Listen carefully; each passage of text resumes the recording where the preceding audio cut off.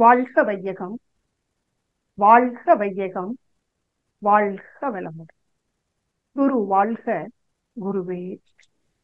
அனைவருக்கும் இனிய காலை வணக்கங்களையும் வாழ்த்துக்களையும் சொல்லி மகிழ்கிறேன். இன்றைய தலைப்பு இல்லற துறவு நல்லோர் இயல்பு. பொருள் கொண்டே வாழ்க்கை துன்பங்கள் தம்மை போக்கி புரிகின்றோம். முயற்சி கொண்டு பொருள் ஈட்ட காப்பாற்ற எனது என்ற பொருள் பற்று உரிமை இவை வழக்கமாச்சு. பொருள் ஈட்டல் காத்தல் இடல் எனும் சிறந்த பொறுப்பு ஏற்க இல்லம் அது தேவை. இந்த பொருள் உணர்த்தும் இல்லறம் என்று உரைக்கும் வார்த்தை பொது உடைமை வாழ்க்கை முறை பேரறமாம். வாழ்க வளமுடன். இதற்கு முன் இல்லறம் துறவரம் என்ற ஒரு அற்புதமான கவியோடு விளக்கம் நமக்கு கொடுத்த அன்பு சகோதரி அவர்களுக்கு நன்றி. இப்போ நம்மளுடைய தலைப்பு என்னன்னு பாத்தீங்கன்னா இல்லற துறவு நல்லோர் இயல்பு. இதுல நம்ம பிரிச்சு பார்க்க போறோம், கொஞ்சம் சிந்திக்க போறோம். முதல்ல இல்லறம் அப்படின்னா என்ன? இப்ப இல்லறம் அப்படின்றதை நம்ம தனியா எடுத்துக்கிட்டோம்னா அதுல முதல்ல இல்லம் என்பதற்கான விளக்கம் தமிழ் அகராதியில என்ன சொல்லியிருக்கிறாங்க, நம்ம என்ன புரிஞ்சிருக்கோம் அப்படின்னு பார்ப்போம். இப்ப இல்லம் அப்படின்னா என்ன? ஒரு தமிழ் வார்த்தை, அது நமக்கு தெரியும்.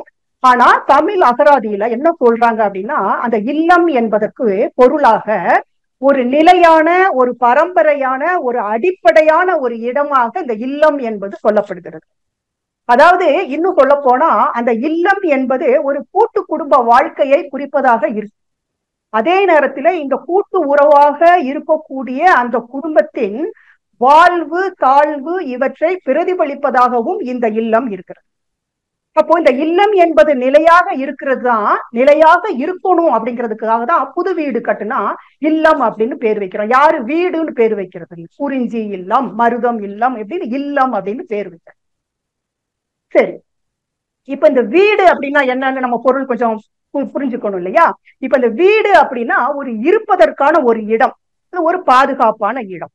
இப்ப இந்த வீடு பேருன்னு நம்ம கேள்விப்பட்டிருப்போம். இந்த வீடு பேரு அப்படின்னா என்ன? விடுதலை அடையக்கூடிய ஒரு உணர்வு தான் நம்ம வீடு பேரு அப்படிங்கிறது. அதே போல பல ஆபத்துகளிலிருந்து நம்மளை காப்பதுனால அதை வீடு அப்படின்னு சொல்றோம். அப்போ இந்த இல்லம் என்பது நம்ம என்ன சொல்றோம், நிலையான பரம்பரையான இடம்னு சொல்லிட்டோம். ஆனா இந்த வீடு அப்படிங்கறது அப்படி நம்ம சொல்ல முடியாது. அதை என்ன நம்ம வச்சுக்கலாம் அப்படின்னா தற்க இடமாக அப்படின்னு நம்மளுடைய தமிழ் அகராதியில சொல்றாங்க. அப்போ வீடு அப்படிங்கிறது ஒரு தற்காலிகமாக, ஒரு டெம்பரவரி அப்படிங்கறத சொல்றாங்க. இப்போ இன்னும் கொஞ்சம் நம்ம ஆழமாக சிந்திச்சு பார்த்தோம் அப்படின்னா முதியோர் இல்லம், கருணை இல்லம், தொண்டு இல்லம் அப்படின்னு பேர் வைக்கிறாங்க. இப்போ இந்த தொண்டு இல்லம், முதியோர் இல்லம், கருணை இல்லத்துல என்ன நடக்குது? அங்கு பல உறவுகள் இருக்கிறாங்க, அங்க பல பேர் கடமை செய்யறாங்க, பல பேர் தொண்டு செய்யறாங்க இல்லையா? அப்போ இந்த சேவை தேவை உள்ள அன்பர்கள் அந்த இல்லத்துல இருக்காங்க. நிறைய பேர் இருக்கணும். ஒருத்தர் மட்டும் இருந்தா அதை கருணை இல்லம் அப்படின்னு சொல்ல மாட்டாங்க. நிறைய பேர் இருந்து அங்க பலவிதமான பொறுப்புகளும் கடமைகளும் நடைபெறுது. வெளியில இருந்து பல பேர் உதவி பண்றாங்க, கடமைகளை செய்யறாங்க. அப்போ இந்த மாதிரி ஒரு ஒரு ஒரு ஒரு இல்லத்தில் இருக்கக்கூடியதை வெளி உலகத்திற்கு பிரதிபலிக்கக்கூடிய ஒரு இடமாக தான் இந்த இல்லம் அப்படிங்கிறது இருக்கு. சரி, இப்போ நம்ம இல்லத்திற்கு உரியவர்கள் நம்ம சொல்றோம் இல்லையா? அந்த இல்லத்திற்கு உரியவர்கள் யாராக இருப்பாங்க அப்படின்னா அதுல ரெண்டு பேர் இருப்பாங்க. இல்லாள், இல்லான். இல்லாள் அப்படின்னா இல்லத்தை ஆள்பவள், இல்லான் அப்படின்னா இல்லத்தை ஆள்பவன். அப்போ இந்த இரண்டு பேருமே இல்லத்திற்கு உரியவர்கள். இந்த இரண்டு பேருமே இணைந்து இந்த இல்லத்தை வழிநடத்தி செல்ல வேண்டும். யாரு? ஒரு ஆணும் ஒரு பெண்ணும். அவங்கதான் குடும்ப தலைவர் தலைவின்னு நம்ம சொல்றோம். அப்போ இந்த இரண்டு பொறுப்புடையவர்கள் இல்லத்தை வழிநடத்தி செல்ல வேண்டும். அந்த வழி நடத்துவதற்கான ஒரு வழிமுறையைத்தான் நம்ம அறம் அப்படின்னு சொல்றோம். ஒழுக்கமும் அறமும் வேறு வேறாக உணர்த்தப்படினும் ஒன்றில் மறைந்து அடங்கும், மற்றது அடங்கும்.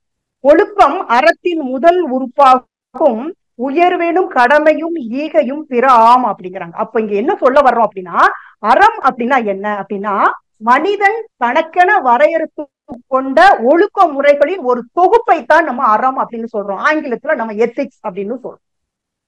சரியா? அப்போ இந்த ஒழுக்க முறைகளின் தொகுப்பு அப்படிங்கிறதை அறம்னு சொல்றோம் இல்லையா?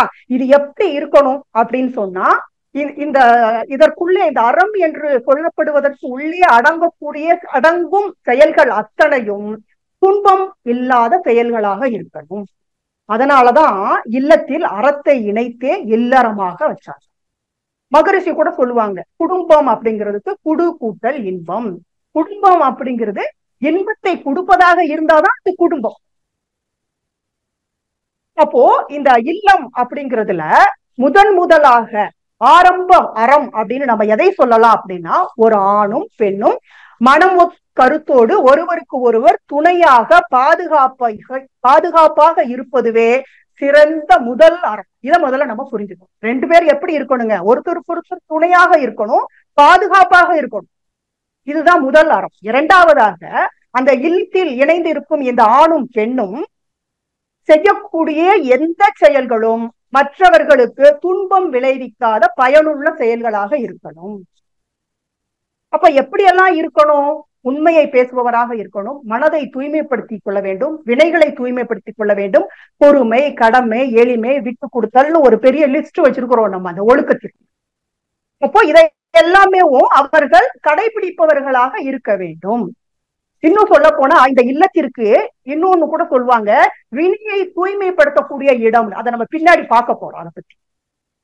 சரி, ஆனால் மொத்தத்திற்கு நம்ம இவ்வளவை நம்ம லிஸ்ட் போட வேண்டாம். ஒரே வரியில நம்ம சொல்லணும் அப்படின்னா, அறம் என்பது எந்த இலக்கணத்திற்கும் உட்படாத அனைத்து நல்ல செயல்களும் அடங்கும்.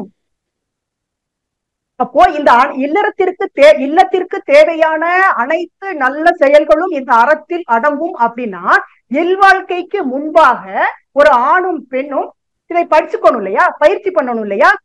மகரிஷி ஒரு கவிதையில சொல்லுவாங்க, அதாவது நால்வகை பருவ நோன்பு அப்படிங்கிற ஒரு கவிதையில சொல்றாங்க, வாழ்வாங்கு வாழ்வதற்கு பயிற்சி ஏற்கும் முறையை வகைப்படுத்த இளமை நோன்பு அப்படின்னு சொல்றாங்க. இளமை நோன்பை எதற்காக? வாழ்வாங்கு வாழ்வதற்குரிய பயிற்சி தான். அப்போ பொறுப்போடு வாழ்வாங்கு வாழ ஒரு வாழ்க்கை துணை ஏற்று வலியோடு கடமை உணர்ந்து ஆற்ற இல்லறமாம் அப்படின்ட்டாங்க. வாழ்வாங்கு வாழ்வதற்குரிய பயிற்சி என்பது இளமை நோன்புல.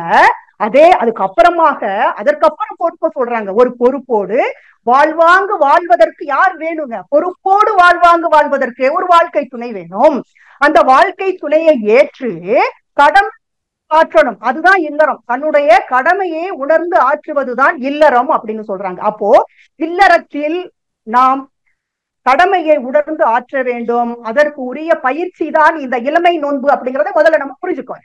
இரண்டாவதாக, இல்லறத்திற்குல ஒரு ஆணும் பெண்ணும் எப்படி இருக்க வேண்டும் அப்படிங்கிறத ஒரு எத்திக்ஸ் சொல்றோம் இல்லையா, அதை இருக்காங்க. ஒரு சில எத்திக்ஸை மட்டும் நம்ம பார்க்கலாம், நிறைய இருக்குது.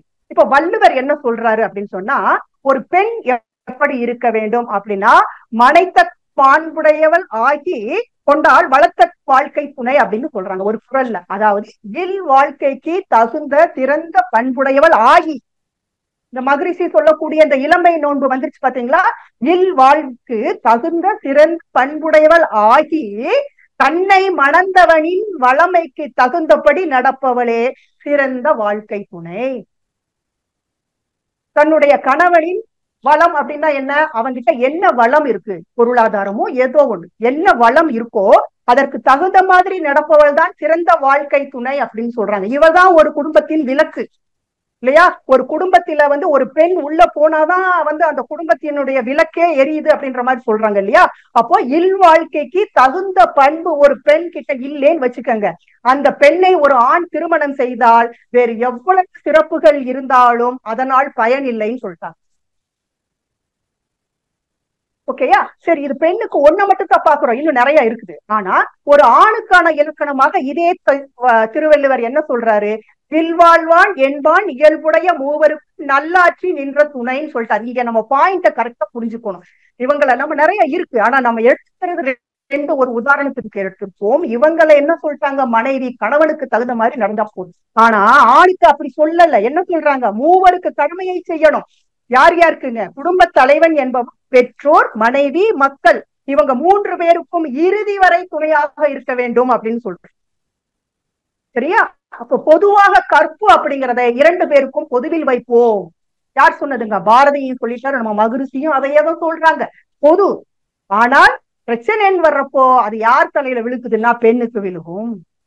ஆனால் ஒரு ஆணும் பெண்ணிற்கும் கற்பு என்பது பொது. இதையும் திருவள்ளுவர் ஒரு குறள்ல என்ன சொல்றாருன்னா, ஒருமை மகளிரே போல பெருமையும் தன்னைத்தான் கொண்டு ஒழுகின் உண்டு அப்படின்னு சொல்லிட்டார். இந்த குறள்ல என்ன சொல்றாரு வள்ளுவர்? ஒரே கணவனை, நல்லா இந்த வார்த்தைகளை நல்லா புரிஞ்சுக்கணும். ஒரே கணவனை காதலித்து, ஒரே கணவனை காதலித்து தம் கற்பை காத்து கொள்ளும் குல மகளிர் போல ஓர் ஆடவரும் ஒரே மனைவியை காதலித்து தன் கற்பை காத்து கொள்வது பெருமை தரக்கூடியது. கணவனை காதலிக்கணும், மனைவியை காதலிக்கணும். சரிங்களா? இது ரெண்டும் முக்கியம் அப்படின்னு சொல்றாங்க. ஆனா மகரிஷி என்ன சொல்லிட்டாங்க? இல்லறத்திற்கான விளக்கமாக நம்மளுடைய குரு என்ன சொல்றாங்க? இல்லம் கூண்டு பொருள் ஈட்டி காத்து துணையாம் நல்லாளோடு இன்புற்று நாட்டுக்கு ஈகை புரிந்து பல்லுயிரும் இன்புற ஆம் பரந்த நினைவில் வாழும் நல வாழ்வு இல்லறமாம் அப்படின்னு சொல்லிட்டாங்க. இல்லறத்திற்கு மொத்தம் சொல்லிட்டாங்க. இல்லம் கொண்டு நீ பொருள் ஈட்டணும், அதை பாதுகாக்கணும், நம்மளுடைய வாழ்க்கை துணையோடு அந்த நல்லாளோடு வாழ்க்கையில மகிழ்ச்சியாக இருந்து அதற்கப்புறம் என்ன பண்ணணுமாமா? இன்புற்று மகிழ்ச்சியாக இருந்து அதற்கப்புறம் நீ என்ன பண்ண? நாட்டுக்கு ஈகை புரி. இப்ப இந்த நினைவில் இந்த மாதிரி ஒரு நினைவில வாழக்கூடிய வாழ்க்கை தான் இல்லறம் அப்படின்னு சொல்லி. சரி, இப்ப நம்ம ஒரு சில உதாரணங்கள் பார்த்துருக்கோம். இதை பேஸ் பண்ணி நம்ம அடுத்து போவோம். அப்போ கணவன் மனைவி இருவருக்குள்ளேயும் இவ்வளவு எத்திக்ஸ் வழிமுறைகளோடு இதுவரைக்கும் நம்ம கடந்து வந்திருந்தாலும் குறைகள் இல்லாமல் வாழ முடியுதா? இப்ப நமக்கு இல்லறம் துறவரம் அப்படின்னு எடுக்கிறப்போ இங்க ஆண் பெண்ணை நம்ம எடுக்க வேண்டியதாக வருது, கணவன் மனைவியை எடுக்க வேண்டியதாக வருது. இதை நம்ம வேறு விதமாக புரிந்து கொள்ளக்கூடாது. ஏன்னா ஒரு துறவரமாக இருந்தாலும் சரி, ஒரு இல்லறமாக இருந்தாலும் சரி, அது பெண் தான் முடிவு பண்ணணும். ஒருத்தர் துறவரம் போகணும்னா பெண் அனுமதி கொடுக்கணும், இல்லறம் சிறப்பாக இருக்கணும், அதுவும் பெண்ணாலதான். சரியா? அப்போ கொஞ்சம் அதை பத்தி கொஞ்சம் சிந்திச்சுட்டு நம்ம அடுத்தது போகலாம். ஒரு கணவன் மனைவி இருவரும் ஏன் குறைகளோடு வாழ்றாங்க? இப்ப அதிக அளவு குறைகளோட வாழ்றாங்க. ஒரு சிலர் வாழவே வேண்டாங்கிற முடிவுகளா இப்ப வர்றாங்க இல்லையா? ஏன்? காரணம் என்ன? அதற்கு மகரிஷி சொல்லியிருக்கிறாங்க, வேறு பல சிலரும் சொல்லியிருக்கிறாங்க. எப்படி அப்படின்னா, இந்த கணவன் மனைவி இரண்டு பேருமே பல்வேறு பாத்திரங்களாக வாழ வேண்டி ஒரு சூழ்நிலை, ரோல் இருக்கு. நல்ல தாய் தந்தையராக, குழந்தைகளுக்கு நல்ல ஆசிரியராக, தாய் தந்தையருக்கு நல்ல மகளாக, உடன் பிறந்தவர்களுக்கு சகோதர சகோதரியாக, நல்ல சகோதர சகோதரிகளாக, அலுவலகத்தில் நல்ல நிர்வாகிகளாக, உறவினர்களுக்கு நல்லதொரு உறவாக, இப்படி நல்ல போட்டு பாத்திரங்கள் நமக்கு இருக்கு. யாராக இருந்தாலும் சரி, ஒரு கணவன் மனைவிக்கு இன்னும் எத்தனையோ பாத்திரங்கள் இருக்குது. இந்த பாத்திரங்களை பேஸ் பண்ணிதான் அவங்க வாழணுங்கிற ஒரு சூழ்நிலை இருக்கு. அப்போ இந்த பாத்திரங்கள்ல ஒரு கணவனும் மனைவியும் வாழுகின்ற பொழுது ஒவ்வொரு பாத்திரத்திற்கும் ஒவ்வொரு கடமை, ஒவ்வொரு பொறுப்பு இருக்கு, மறந்துடும். சரியா? கணவனாக இருக்கிறப்போ ஒரு பொறுப்பு, மகனாக இருக்கிறப்போ ஒரு பொறுப்பு, தந்தையாக இருக்கிறப்போ ஒரு பொறுப்பு, ஒரு கடமை, இப்படி இரண்டு பேருக்குமே இருக்கு. அப்படி பொறுப்புகளோடு இருக்கும் பொழுது, அந்த கடமை உணர்வோடு இருக்கும் பொழுது, ஒரு சில பொறுப்புகளுக்கு, ஒரு சில பாத்திரங்களுக்கு தன்னுடைய பொறுப்பும் கடமையும் கொஞ்சம் அதிகமாக தேவைப்படுகிறது. ஆகவே மற்ற பாத்திரங்களில் கொஞ்சம் குறைவுபடுகிறது. அவ்வளவுதான் வித்தியாசம். அங்க என்ன தேவை இருக்கோ, என்ன சூழ்நிலை இருக்கோ, அதற்கு தகுந்த மாதிரி இந்த பொறுப்புகள்ல கொஞ்சம் கூட எடுக்க வேண்டியதாக இருக்கு. சரிங்களா? இப்போ இதனால என்ன ஆகுதுன்னா, பொறுப்புகளை எல்லாம் பாக்குறப்போ இது கணவன் மனைவிக்குள்ள பொறுப்பு கடமை இருக்கு இல்லையா, அதுதான் குறையும். ஏன்னா இவங்க ரெண்டு பேரும் எப்பயுமே இவங்க செஞ்சாலும் அவங்க செஞ்சாலும் நல்லதுன்னு பேர் வாங்க போறது இல்லை. எதுக்கு அடுத்தவங்களுக்கு பாத்திரம், அந்த பாத்திரங்கள்ல அதிகமா நம்ம டைம் செலவழிச்சுட்டு போலாமே அப்படின்னு ஒண்ணு இருக்கும். அப்படி இல்லைன்னா சூழ்நிலையே அந்த மாதிரி இருக்கலாம். அப்போ கணவன் மனைவியாக வாழக்கூடிய நேரம் என்பது மிக மிக குறைவு. அந்த குறைவான நேரத்துல கூட மற்ற உறவுகளை பற்றிய விவாதங்கள் அதிகம். அந்த டயத்தையுமே மகிழ்ச்சியாக செலவழிக்கிறது இல்லை. அவங்க இப்படி சொன்னாங்க, அம்மா இப்படி சொன்னாங்க, அக்கா இப்படி சொன்னாங்க, பையன் இப்படி சொன்னான் அப்படின்னு அந்த மற்ற உறவுகளினுடைய விவாதங்கள் தான் அதிகமாக இருக்கு.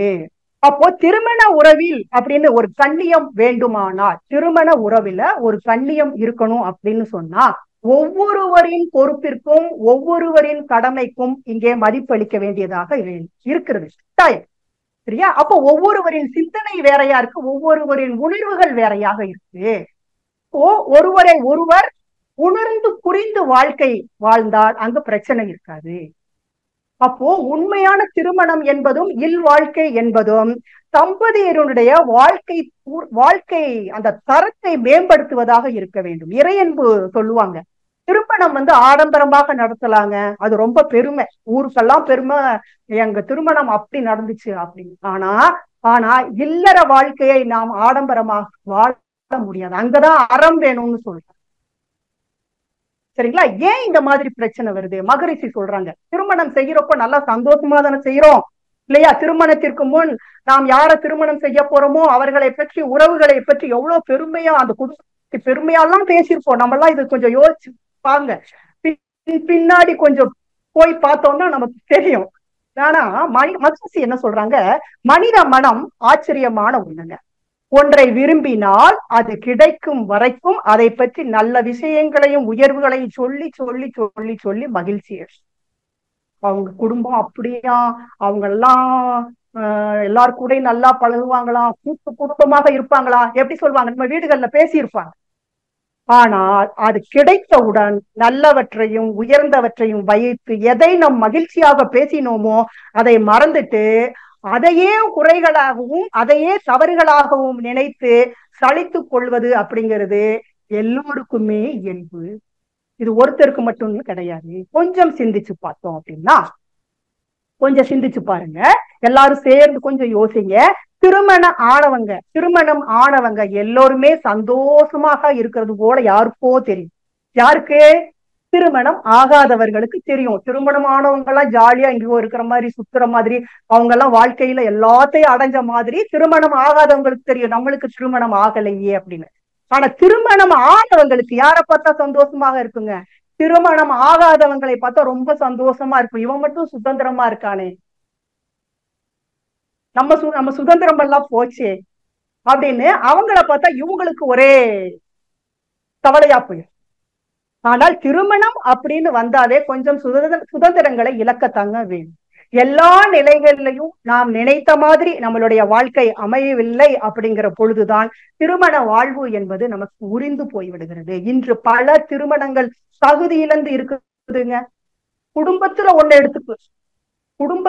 எடுத்துக்கலாம். திருமணங்கள் என்பது பல திருமணங்கள் திருமணம் ஆன பிறகு தகுதி இழந்துருது, திருமணத்திற்கு முன்னாடியே தகுதி இழந்துருது. காரணம் என்ன? அப்ப திருமணத்தை நடத்தும் சக்திகளாக அந்த ஆணும் பெண்ணும் தகுதியானவங்களா இங்க கிடையாதுங்க. பணம், பதவி, தகுதி, இதுதான் சக்திகளாக அங்க இருக்கு. எவ்வளவு பணம், என்ன பதவியில இருக்கிறாங்க, எவ்வளவு சம்பளம் வாங்குறாங்க, எவ்வளவு வீடு வச்சிருக்கிறாங்க, எவ்வளவு சொத்து சுகம் வச்சிருக்கிறாங்க, இதுதான் திருமணத்தை முடிவு பண்ணுதே ஒழிய ஒரு ஆணோ ஒரு பெண்ணோ இரண்டு பேரின் மனமோ அங்க உறுதி செய்வது இல்லை. முல்லா கேள்விப்பட்டிருப்போம், முல்லாவிடம் கேட்டாங்கங்க, ஒருத்தர் கேட்டாராமா, எங்க திருமணம் செஞ்சுக்கிட்டவங்க எல்லாமே ரொம்ப நாள் வாழ்வாங்க அப்படின்னு சொல்றாங்களே, அது உண்மையா அப்படின்னு கேட்டாங்களாம். அதுக்கு முல்லா சொன்னாராமா, இல்லைங்க, திருமணம் செய்து கொள்பவர்களுக்கு அதிக நாள் வாழ்ந்து விட்டது போல ஒரு சலிப்பு ஏற்படுது. ஏன் இந்த சலிப்பு? முதல்ல விருப்பத்தோடு வாழுகின்ற பொழுது எதிர்பார்ப்புகளும் அங்க அதிகமாகுதுங்க. அதனால ஏமாற்றம் வருகிறது, மனம் வருத்தம் வருது. மகரிஷி சொல்லியிருப்பாங்க ஒரு லைன், கணவன் மனைவி என்ற உறவு மட்டும் நீண்ட பயணம், நெடுந்தூர பயணம். 20 வயசு வரைக்கும் அப்பா அம்மாட்ட இருப்போம், 25 வயசு வரைக்கும் தான் இருப்போம். அதற்கு பின்னாடி பூரா யாரு கூட இருக்கணுங்க? வாழ்க்கை துணை கூட இருக்கணும், கடைசி வரைக்கும் இருக்கணும். அது மிக நீண்ட பயணம். அதுல பல பிரச்சனைகளோட நம்ம போறோம். இப்ப சலிப்பு வேதனைகள் இருக்கத்தான் செய்யும். அப்போ இந்த நீண்ட நேரம் அந்த சொல்றோம் இல்லையா, இந்த இரண்டு பேருடைய உறவு எப்படிங்க? எல்லா உரிமைகளையும் ஒன்றாக இணைத்து செயல்படுத்த வேண்டிய ஒரு நிலையில இந்த இரண்டு உறவுகள் இருக்கு. அதையும் நம்ம புரிஞ்சுக்க முடியாது, எதையுமே தனியா எடுத்து செஞ்சிட முடியாது. கலந்து பேசி இரண்டு பேருடைய உரிமைகள் ரெண்டு பேருக்குமே இருக்கு இல்லையா? ஒரு குழந்தை வளர்ப்பதாக இருக்கட்டும், அப்பா அம்மாவை பார்க்கிறதாக இருக்கட்டும், பொருளாதாரம் ஈட்டுவதாக இருக்கட்டும், இரண்டு பேருக்குமே அந்த உரிமைகள் இருக்கு. அப்ப ரெண்டு பேரும் சேர்ந்துதான் அதை செய்ய வேண்டிய சுச்சுவேஷன் இருக்கு. அப்ப செய்யறப்போ அங்க ஒருத்தருக்கு ஆதிக்கம் அதிகமாயிருது, ஒருத்தருக்கு கம்மியாயிடுது. இதுதான் பிரச்சனை. யாரோ ஒருத்தர் ஆதிக்கம் உள்ளவர்களாக மாறிதான் போயிடுறோம். சரி, ஒரு சிலர் என்ன பண்றாங்க, வெளியில ஆதிக்கம் செலுத்திட்டு வீட்டுக்குள்ள பேசாம அமைதியா இருப்பாங்க. ஒரு சிலர் வீட்டுக்குள்ள ஆதிக்கம் செலுத்துவாங்க, வெளியில அமைதியா இருப்பாங்க. அப்போ ஒரு சிலர் பாத்தீங்க அப்படின்னா வெளியில ரொம்ப காமா இருப்பாங்க, வீட்டுக்குள்ள பாத்தீங்கன்னா பேசிக்கிட்டே இருப்பாங்க. மனைவியை யோசிக்கவே விட மாட்டாங்க. யோசிச்சாங்கன்னா அவங்க கேள்விகளுக்கு இவர் பதில் சொல்ல முடியாது. தான் சொல்றத மட்டும்தான் நம்பணும். நம்ம பத்தி அடுத்தவங்க யாரு சொன்னாலும் இந்த அம்மா நம்பிடக்கூடாது. இந்த முன்னெச்சரிக்கை. அதிகப்படியான கவனிப்புகள் இருந்துச்சுன்னாலும் அங்கேயும் பிரச்சனைகள் இருப்பதற்கான வாய்ப்புகள் இருக்குன்னு சொல்ல மாட்டேன். யாராக இருந்தாலும் ரொம்ப ஓவராவும் கவனிக்க கூடாது இல்லையா? ஓவரா ஒருத்தவங்களை கவனிச்சுக்கிட்டு ரொம்ப அன்பா இருக்கிற மாதிரி இருந்தா அது நடிப்பாக தான் போகும். அப்ப ஏதோ ஒரு குற்றங்களை மறைப்பதற்கான யுக்தியா கூட இது இருக்கலாம் இருக்குன்னு நான் சொல்ல மாட்டேன். ஏன்னா அதுலயும் பிரச்சனை வந்துடும். அப்போ மகரிஷி ஒரு கவிதையில சொல்லுவாங்கங்க, அன்பு ஊற்றாம் இல்லறத்தில் ஆண் பெண் இரு பேரும் அவரவர்கள் வாழ்க்கை துணைவர்களை மனம் வருந்த செய்தால் உணர்வலை எழும்பி தாக்கியோரை தாக்கும்னு சொல்றாங்க. தொல்லை தரும் சாபமா போயிரும், நோய்கள் வரும். இன்ப ஊற்று இருவரிடை பெருக வாழ்த்தலோடு இன்முகமும் பொறுமை தியாகமும் தகைமையும் காட்ட வேண்டும். தன் புகழ் வளர்க்கும் நல்ல தரமுடைய மக்கள் தலைப்பார்கள் இல் வாழ்வை ஆராய்ந்து கண்ட உண்மைன்னு சொல்றாங்க. இங்கதான் முதல்ல நான் சொன்னேன் இல்லையா, அந்த பாயிண்ட்டுக்கு வருவோம். ஒரு இல்லம் என்பது வினையை தூய்மைப்படுத்தக்கூடிய இடம்.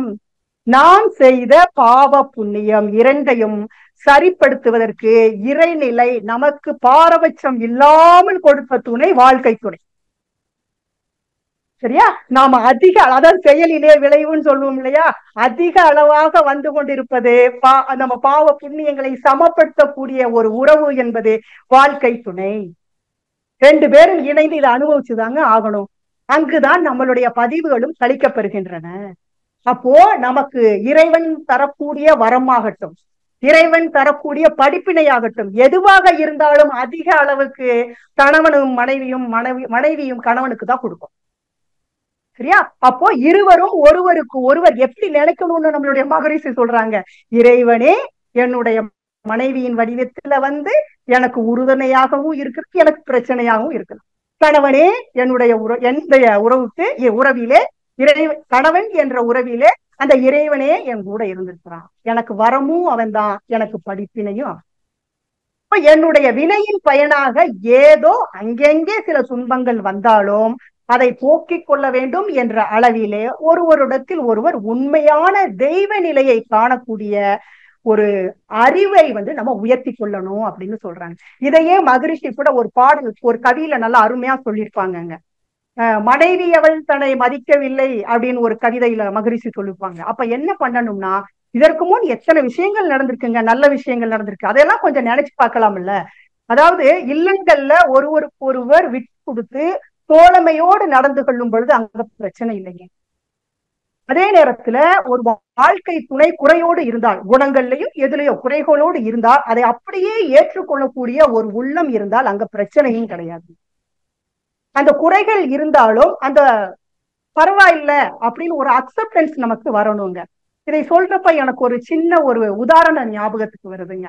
இந்த என்னுடைய ஃப்ரெண்டு ஒருத்தவங்க இருக்கிறாங்க. ஒரு மாசத்துக்கு முன்னாடி நைட்டு 11:30 கீழே விழுந்துட்டாங்களாமா. வீட்டுக்குள்ள டைனிங் சேர்ல லேசா கால் தடிக்கு கீழே விழுந்துட்டாங்க. மாடியில இருக்கக்கூடிய மகனும் மருமகளும் இறங்கி வந்துட்டாங்களாம். பக்கத்து ரூம்ல இருக்கக்கூடிய கணவன் முழிச்சிட்டு வெளியே வரலையாம். இவங்கள எல்லாம் சரி பண்ணி கூப்பிட்டு படுக்க வைக்கிற வரைக்குமே, அவர் காலையில வரைக்குமே அவர் எந்திரிக்கல. காலையில அவருக்கு ஒண்ணும் தெரியாது. அவங்க என்கிட்ட ரொம்ப வருத்தப்பட்டாங்க. எங்க மேல மாடியில இருக்கிற பையன் மருமக இறங்கி வந்துட்டாங்கங்க, பக்கத்து ரூம்ல இருக்கக்கூடிய எங்க வீட்டுக்காரர் எந்திரிக்கவும் இல்லை, என்னன்னு கூட கேட்கவும் இல்லை. சரி, நம்ம இந்த இடத்துல என்ன நம்ம சொல்லுவோம் அப்படின்னா, ஏன் அவரு வேலைக்கு போயிட்டு அசந்து தூங்கி இருப்பாருங்க, உங்களை கவனிக்க கூடாதுன்னு கண்டிப்பாக இல்ல. இன்னொன்னு பையனும் அப்படி இருக்கணும்னு நினைச்சிருந்தாருன்னா அது வேற மாதிரி இருந்திருக்கும், கூடவே இருந்திருக்க மாட்டாரு. கண்டிப்பாக இது ஒரு காரணமாக எனக்கு தெரியல, உங்களை அலட்சியம் பண்ணதாக நீங்க நினைச்சுக்க வேண்டியது இல்லை அப்படின்னு சொன்னா அந்த சகோதரி அக்செப்ட் பண்ணவே இல்லை. சரிங்களா? இது நடந்து ஒரு மாசம் ஆகுது. இப்போ ஒரு 10 நாளைக்கு முன்னாடி அவங்க இந்த ஜூம்ல இருந்திருந்தா கண்டிப்பாக அவங்க இல்ல, ஏன்னா ஹாஸ்பிட்டல்ல இருக்காங்க. அக்கா கொஞ்சம் அவங்களுக்கு உடம்பு சரியில்லை, கொஞ்சம் ஹார்ட் ப்ராப்ளம் ஆகி பைபாஸ் பண்ணி ஹாஸ்பிட்டல்ல சேர்த்திருக்கிறாங்க. நான் பாக்குறதுக்கு போயிருக்கிறேன். கணவர் பக்கத்துல உட்கார்ந்து இருக்கிறார். இத்தனைக்கும் கணவன் மனைவியும் கொஞ்சம் கருத்து வேறுபாடுகள் இருக்குன்னு சொல்லுவாங்க. அவர் பக்கத்துல பக்கத்துல உட்கார்ந்து சொல்றாரு. அவங்க சொல்றாங்க 6 லட்சம் 7 லட்சம் ஆபரேஷனுக்கு செலவாகுமாங்க.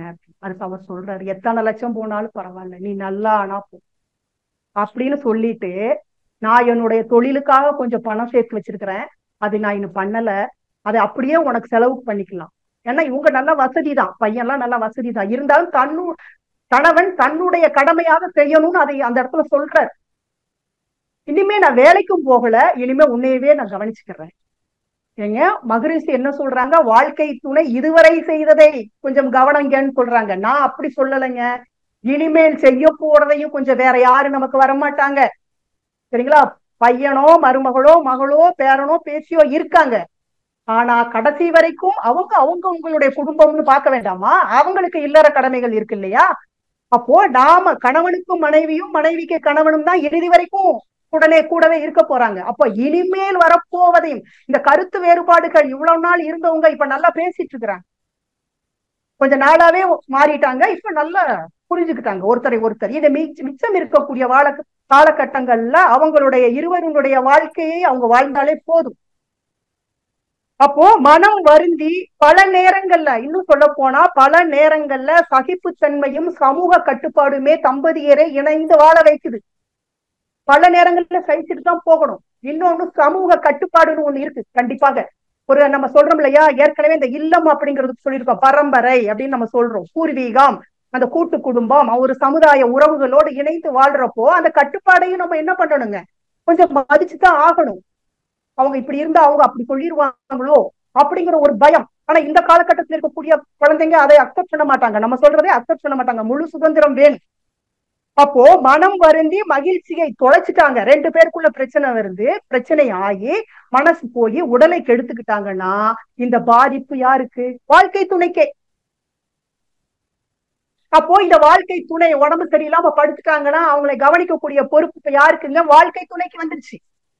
இந்த மிச்சம் இருக்க காலங்கள்ல பூராமேவும் இவங்களுடைய வேலையும் சேர்த்து அவர் செய்ய வேண்டிய ஒரு சூழ்நிலைக்கு தள்ளப்பட்டாங்க. ஓகேயா? அப்போ பாதிக்கப்பட்டவரினுடைய பொறுப்பையும் சேர்ந்து நாம் செய்ய வேண்டிய அதிக வேலை பழுவும் நமக்கு இருக்கிறது என்பதை நாம் மறந்துவிடக்கூடாது.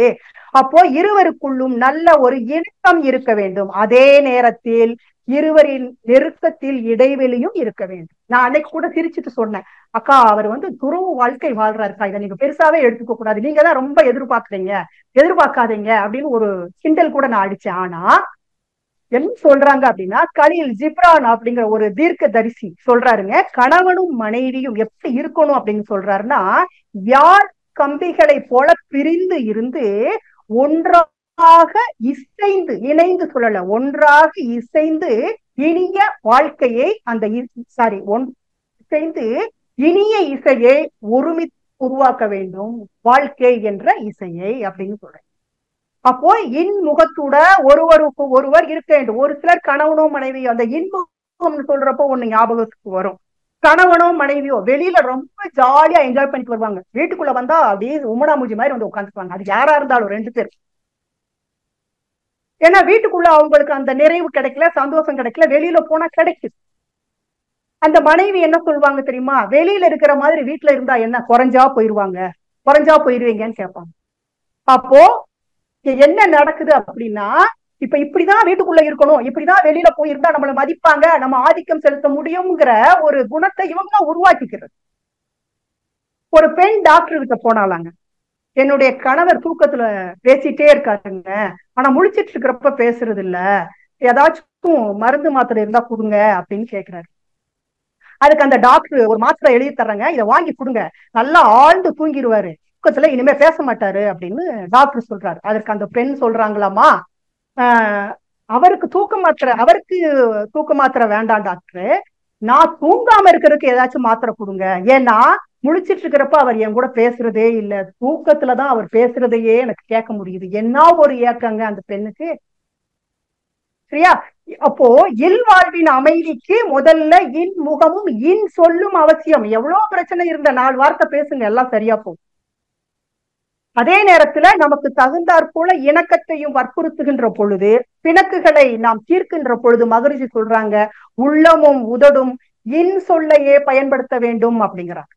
அப்போ கணவன் மனைவி 2 பேருமேவும் சிறப்புகளை ஒருவர் பாராட்டி கொள்ளுங்க. இது தப்பு இல்லை, இது அன்பையும் நட்பையும் வளர்க்கும். அதே நேரத்துல குறைகளை பொறுமையா சொல்லுங்க, நுட்பமாக எடுத்து சொல்லுங்க அப்படிங்கிறாங்க. இது நடக்குமா அப்படிங்கிறது பல பேருடைய கேள்வி கண்டிப்பாக இருக்கும்.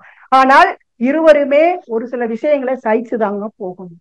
சகிச்சுதான் போகணும், வேற வழியே இல்லை. நம்ம கொஞ்சம் யோசிச்சு பாருங்க. இப்ப கணவன் ரொம்ப சுறுசுறுப்பா இருந்தா மனைவி ரொம்ப சோம்பேறியா அமைவாங்க. மனைவி சமையல்ல கெட்டிக்காரரா இருப்பாங்க, கணவனுக்கு அதாவது சாப்பாட்டுல கொஞ்சம் கூட பிரியம் இல்லாதவரா அமைஞ்சிருக்கு. கணவன் சேமிப்புல ரொம்ப கெட்டிக்காரரா இருப்பாரு, ஆனா மனைவி செலவழிக்கிறதுல ரொம்ப திறமசாலியா இருப்பாரு. மனைவி ஆடை அலங்காரத்துல பிரியமுள்ளவராக இருப்பாரு, கணவன் வாரத்துக்கு ஒரு தடவை தான் ட்ரெஸ்ஸே மாத்துவார். கணவன் உறவினர்களோடு நல்ல அணுகுமுறையோடு இருப்பாங்க, மனைவி யாரு கூடயும் ஒட்ட மாட்டாங்க. இதுதாங்க, இது யதார்த்தம். ஜாடிக்கு மூடி, ஒண்ணு பெருசா இருக்கும், ஒண்ணு சிறுசா இருக்கும், அப்பதான் மூடு. 2 பேருமே போட்டி போட்டுட்டு இருந்தாங்கன்னா அது வேற. அப்போ இந்த பிளஸ் மைனஸ் இருந்தாதானே அங்க ஈர்ப்புன்னு சொல்றாங்க, காந்தம். இப்பதானே கரண்ட் பாஸ் ஆகும்னு சொல்றாங்க.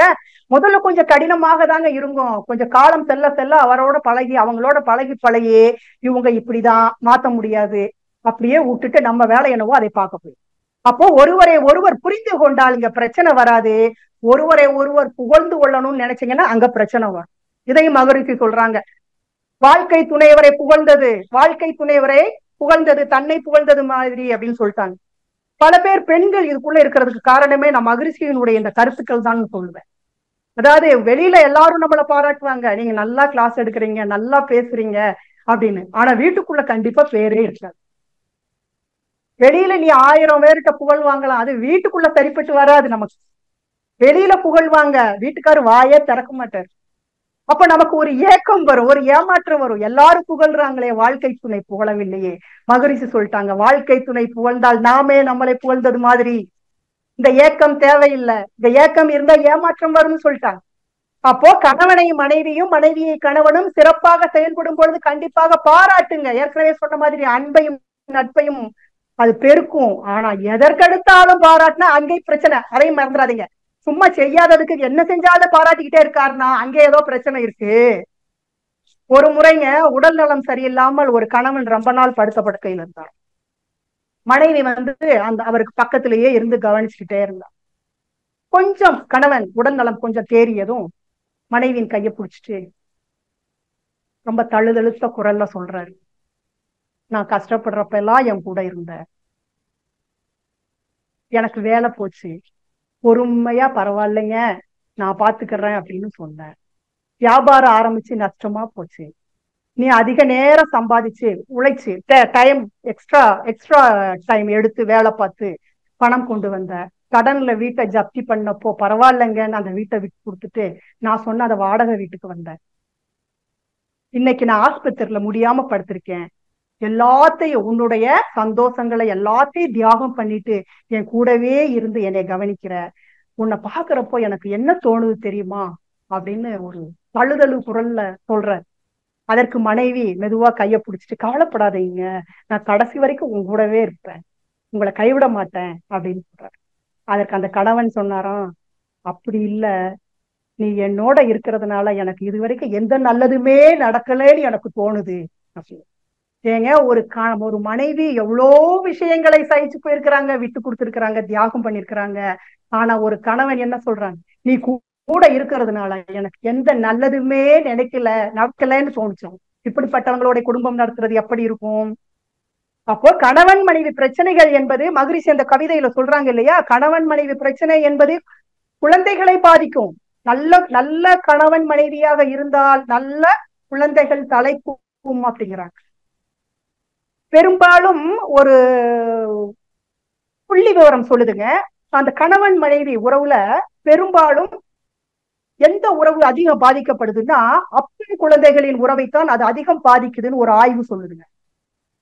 இல்லினாய்ஸ் அப்படிங்கிற பல்கலைக்கழகத்துல 3955 ஒரே மாதிரி குடும்பங்களை எடுத்து ஒரே மாதிரி குழந்தைகளை வயசு கிண்டர் கார்டன் குழந்தைகளை எடுத்து ஒரு ஆராய்ச்சி பண்ணிருக்கிறாங்க.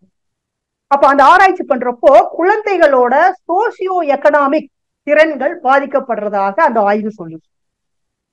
என்னன்னா சோசியோ எக்கனாமிக் அப்படின்னா ஒருவரோட எப்படி பேசணும், மற்றவங்க சொல்றதை எப்படி கேட்கணும், எப்படி ஒரு நல்ல உறவுகளை வளர்க்கணும், அந்த உறவை எப்படி பாதுகாக்கணும், இந்த மாதிரி திறமைகள் அந்த குழந்தைகளை பாதிக்குதாம்.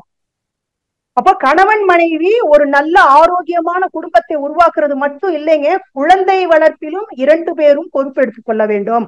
அது மட்டும் இல்லைங்க, பொறுப்பு மட்டும் எடுத்தா பத்தாது. அந்த ஆய்வு சொல்லுது குவாலிட்டி பேரண்ட்ஸா இருக்கணும்னு சொல்றாங்க, தரமான பெற்றோர்களாக இருக்கணும் அப்படின்னு சொல்லுது. அப்போ இங்க அப்பாக்கள் குழந்தைகள் இன்னும் என்னன்னா அப்பாக்கள் குழந்தைகள் வளர்ப்புல கொஞ்சம் குறைவுதான் கவனம், ஆனா இணைந்து செய்யணும் அப்படின்னு அந்த ஆய்வு வற்புறுத்துதுங்க. அப்போ இல்லம் மகிழ்ச்சி அடைவது என்பது எப்படின்னா ஒரு ஆணும் பெண்ணும் முழுமையாகணும். ஆணும் பெண்ணும் திருமணத்திற்கு முன் முழுமையற்றுதான் இருப்பாங்க. அந்த ஆணும் பெண்ணும் முழுமை அடைவது என்பது இல்லறத்தில். சரிங்களா? அப்போ 2 பேரும் ஒன்றிணைந்து மலர வேண்டும், அதுதான் அறம். தனியாக இருக்கிறப்ப யாருக்கு என்னன்னு கேட்க போறது இல்லைங்க. சொல்றாங்க இல்லையா, அரிது அரிது மானிடராய் பிறத்தல் அரிது, நம்ம படிச்சிருக்கோம். அதனினும் அரிது கூன் குருடு செவிட்டுன்னு சொல்லியிருக்காங்க. இப்ப என்ன தெரியுமா, அரிது அரிது மானிடராய் பிறத்தல் அரிது, அதனினும் பெரிது இல்லற வாழ்வை ஏற்று நல்லறம் செய்தல். முடியவே முடியலைங்க நல்லறம் செய்வதற்கு. மகரிஷி சொல்றாங்க, இல்வாழ்க்கை தான் எல்லா அறங்களையும் செய்யும் நிலையை தருவதால் அது இல்லறம் எனப்படுகிறது. எல்லா அறங்களும் இல்வாழ்க்கையில் அது பண்ண முடியுது. மெய்யுணர்வு பெற்று மேலாம் பதமடைந்து ஐயுணர்வை சீரமைத்து அறம் கண்ட அருட்செல்வா செய்ய உள்ள கடமை என்ன, சிறப்பா இல்லறம் ஆற்று உய்ய நினைப்போரெல்லாம் உண்வழியில் பின்பற்றன்ட்டாங்க. இதுதான் இல்லறம். நாம் ஆற்றும் இல்லறத்தை மற்றவங்க எல்லாம் பார்த்து பின்பற்றணும் அப்படிங்கிறாங்க. அப்போ இல்லறத்தில் எப்படி அறம் சார்ந்து வாழ்வது, ஒரு கணவனும் மனைவியும் இணைந்து குடும்பத்தை நல்ல முறையில கவனிக்கணும். இணைந்து குடும்பத்தை நல்லா புரிஞ்சுக்கங்க, இணைந்து கவனிக்கணும். சமுதாயத்தில் நல்ல பண்புடன் பழகணும் 2 பேரும் இணைந்து. இறை நம்பிக்கை இருவருக்கும் வேண்டும். சொல் செயலும் 2 பேருக்கும் இணைந்து இருக்க வேண்டும். வருவாய்க்குள் செலவுகளை திட்டமிட வேண்டும் இணைந்து. சுற்றத்தார்களை மதித்து பழக வேண்டும், இதுவும் இணைந்து. அன்பும் அறனும் இருந்தால் இல்வாழ்க்கை பண்பும் பயனும் உடையது. அப்போ அடுத்தவர்களிடம் நாம் கடவுளை காண்பது என்பது அன்பு. அதற்கு முன் கணவன் மனைவி கிட்டையும் மனைவி கணவன் கிட்டையும் கடவுளை காண்பது என்பது மிக மிக மிக மிக அன்பு. அப்போ ஒருவரிடத்திலே அன்பு நிலைத்திருக்க வேண்டுமானால், நிலைத்து இருந்தால் அங்கு கருத்து வேறுபாடுவதற்கு வாய்ப்பே இல்லைங்க. இப்ப என்னுடைய கணவர் மேல எனக்கு ரொம்ப அன்புங்க, அது கணவரை விடுங்க, குழந்தைகள் மேல எனக்கு ரொம்ப அன்பு. குழந்தை எந்த தவறு செய்தாலும் எனக்கு அது பெருசாவே படாதுங்க. என்னுடைய சகோதரி எனக்கு நிறைய ரொம்ப பிடிக்கும், அவங்க என்ன செஞ்சாலும் எனக்கு அது தப்பாவே தெரியாது. ஏன் கணவன் செய்யறது மட்டும் நமக்கு எல்லாமே தப்பா தெரியுது, மனைவி செய்யறது மட்டும் ஏன் தப்பா தெரியுது? அப்போ உண்மையான கடவுளை, உண்மையான அன்பை அங்க நாம் செலுத்தி இருந்தால் அந்த தவறுகள் என்பது கண்களுக்கு தெரியாது. ஒருவரிடத்திலே அந்த அன்பு இருக்கின்ற பொழுது தவறுகளுக்கு நாமளே பொறுப்பெடுத்துக்கிடுவோம். சரி, நம்ம தான் அந்த தப்பு பண்ணிருப்போம் அப்படின்னு நாமளே அதை பொறுப்பெடுத்துக் கொள்வோம். அப்ப அன்பு என்பது ஒண்ணுதான், அதற்கு நம்ம பேரு வைக்க கூடாதுங்க. எப்படி குழந்தைங்க மேல ஒரு அன்பு, அம்மா அப்பா மீது ஒரு அன்பு, மனைவி மீது ஒரு அன்பு, தாய் தந்தை, இப்படி தரம் பிரிச்சு தகுதி பிரிச்சோம் அப்படின்னு சொன்னா யாரையுமே இங்க கடவுளாக நம்ம பார்க்க முடியாதுங்க. அப்படி கணவனை கடவுளாக பார்த்தவர்கள் தான் உண்மையான துறவு பெர்மிஷன் கொடுத்தவங்க. யாருங்க? நமக்கு சொல்ல வேண்டியதில்லை. ராமகிருஷ்ண பரமஹம்சர், நம்மளுடைய மகரிஷி, இவங்கெல்லாம் பெர்மிஷன் வாங்கிட்டு தாங்க வந்திருக்காங்க. இறைவனின் பேரின்பத்தை அனுபவிக்கணும்னா அன்பும் அமைதியும் குடும்பத்துல இருக்கணுங்க. துன்பம் பூக்கும் தூய செயல்கள் அன்போடு அறமாம் நெறி, அந்த துன்பம் போக்கும் தூய நெறியே அன்பாம் அறமாம் அறிவின் உயர்வோடு அனைத்து உலகு அறிவின் விளக்கமாம் வினை தூய்மை பெற வித்தாம் உணர்வோம் சொல்லிட்டாங்க. நான் வினை தூய்மை பெறம்னா அது இல்லத்தில் தான். சரி, இல்லறத்தில் பக்தியின் மூலமாக கண்டிப்பாக நம்ம சொல்லக்கூடிய அந்த இறையை உணர முடியும். ரெண்டு பேரும் இறை நம்பிக்கை வேணும்னு சொல்றோம், உண்மையை உணரணும்னு சொல்றோம், எல்லாரிடத்திலும் கடவுளை காணணும்னு சொல்றோம், எல்லாரிடத்திலும் அன்பை நம்ம கொடுக்கணும் அப்படின்னு சொல்றோம். அப்போ இது இல்லறத்துக்குள்ள ஒரு பக்தின்னு கூட நம்ம எடுத்துக்கலாம். இப்போ இல்லறத்தில் பக்தியின் மூலம் இறைவனுடன் வாழ்வதற்கு முயற்சிக்கின்றனர். அதுலயும் பாத்தீங்கன்னா பெண்கள் அதிகமாக நம்ம இதைத்தான் நம்ம விரும்புறோம். அவ்வப்போது சிறு சிறு தடைகள் நமக்கு வருது, இறைவனை விட்டுறோம். காரணம் என்ன? ஆசை, குடும்பத்தின் மேல ஆசை, கணவன் மேல ஆசை, குழந்தைகள் மேல ஆசை, நண்பர்கள் மேல ஆசை. அப்போ இந்த உறவுகளை எல்லாம் ஆசை வைக்க கூடாதா அப்படின்னா அல்ல, ஆசை வைக்க கூடாதுன்னு நம்மளுடைய குரு எந்த இடத்துலயும் சொல்ல. எல்லாரும் அவரவர்கள் இடத்துல வைங்க. இப்ப வீடு வீடு வீடு இருக்கிற இடத்துல இருக்கட்டும், பணம் பேங்க்ல இருக்கட்டும், இல்ல பொட்டியில இருக்கட்டும், சரியா? அக்கா தங்கை உறவு அங்கங்க இருக்கட்டும், நம்மளுடைய மனதிற்குள் கொண்டு போகக்கூடாது அப்படிங்கிறாங்க. ஆசைகளால் அலைக்கழிக்கப்படாத மனதை உடையவன் தான் உண்மையான துறவின்னு சொல்லிட்டான். எல்லாம் இல்லறம் வேணும், ஆனால் இல்லறத்திற்குள் ஆசைகளை, இல்லறத்திற்குள்ள இருக்கக்கூடிய ஆசைகளை நாம் வெளியில அங்கங்கதான் வச்சு பார்க்கணுமே ஒழிய மனதிற்குள் கொண்டு போக கூடாது. அப்ப துரத்தல் என்றால் விட்டு விடுதல் அப்படின்னு எல்லாம் கிடையாது. அளவு முறை, பற்றுகளை விட்டுவிடணும். விட்டு விடுதல் அப்படிங்கிறது விடுதலை உணர்வோடு இருப்பது. அப்போ வீட்டுக்குள் நாம் துரத்தல் அப்படிங்கிறது, நாம் அது ஆணாகட்டும் பெண்ணாகட்டும், வீட்டிற்குள்ளே துரத்தல் என்பது வீட்டுக்குள்ள இருந்து தென்றல் காற்றை சுவாசிப்பது போல அப்படிங்கிறாங்க. வீட்டை விட்டு வெளியே வந்தால் அதே தென்றல் காற்றை நல்ல சுகமா நம்ம அனுபவிக்கலாம். அதுதான் பேரின்பம் அப்படிங்கிறாங்க. சரிங்களா? அப்போ இந்த முழுமையான சுகத்தை அனுபவிக்கணும் அப்படின்னு சொன்னா, பேரின்பத்தை அனுபவிக்கணும் அப்படின்னு சொன்னா இல்லத்தின் அனுமதியோடு இருக்கணும். அதுதான் பேரானந்தம். அப்படி அனுபவித்தவர்கள் தான் நம்மளுடைய பரமஹம்சர், நம்மளுடைய மகரிஷி இவங்கெல்லாம். ஏன்னா எவ்வளவு வலிமை வாய்ந்த ஒரு மனிதனாக இருந்தாலும் கூட இல்லறத்தை கொஞ்சம் விட்டு விலக்கி வெளி சூழ்நிலையை கையாளக்கூடிய அறிவு என்பது குறைவுதான். ஏன்னா இன்னொன்னு என்னன்னா, இப்ப இருக்கக்கூடிய காலகட்டத்துல அதை பேசவே முடியாது. ஏன் அப்படின்னா, முன்பு அரச குடும்பத்தில் இருக்கக்கூடியவர்கள் அனுபவிக்க முடியாத வசதிகளையும் வாய்ப்புகளையும் கூட இன்று சாதாரண மனிதனுக்கு கிடைத்து விடுகிறது. அப்படி இருக்கிறப்ப இதை விட்டுட்டு வா, அதை விட்டுட்டு வா அப்படின்னு சொன்னா யார் வருவா? ஆனா அப்ப அந்த அளவுக்கு வாய்ப்பு வசதிகள் நம்ம இருந்தாலும் கூட அன்று இருந்த அமைதியும் அன்று இருந்த ஒரு அன்பும் இன்னைக்கு இருக்கான்னா இல்லை. அறிவியல் தொழில்நுட்பம் எங்கேயோ போயிடுச்சு, வளர்ச்சி எங்கேயோ போயிடுச்சு. ஆனா அன்பையும் அமைதியும் எதுவுமே கொடுக்க முடியலையே. தொழில்நுட்பங்கள் என்ன பண்ணிருக்கு? எத்தனை போர்களை உருவாக்கி தந்திருக்குது தொழில்நுட்பம். பூமியை எந்த அளவுக்கு அச்சுறுத்தி ஆக்கியிருக்கு. அப்போ துரத்தல் என்பது இல் வாழ்க்கையை விட்டு நிறைய மக்களினுடைய கருத்தை நம்ம எடுத்துக்கலாம். இந்த துரத்தல் என்பதற்கு மக்கள் பல கருத்துக்களை வச்சிருக்கோம். சரியா? என்ன மாதிரி கருத்துக்களை மக்கள் வச்சிருக்கிறோம்? அதாவது இல் வாழ்க்கையை விட்டுட்டு மனிதர்கள் நடமாட்டமே இல்லாத காடுகளுக்கு போய் தனித்து இருந்து தன்னைய வெறுத்து தன்னுடைய உடல் சௌகரியங்களை எல்லாம் வெறுத்து வழியெல்லாம் உருவாக்கிக்கிட்டு தவம் இருக்கு. இதுக்கு பேர் என்னங்க?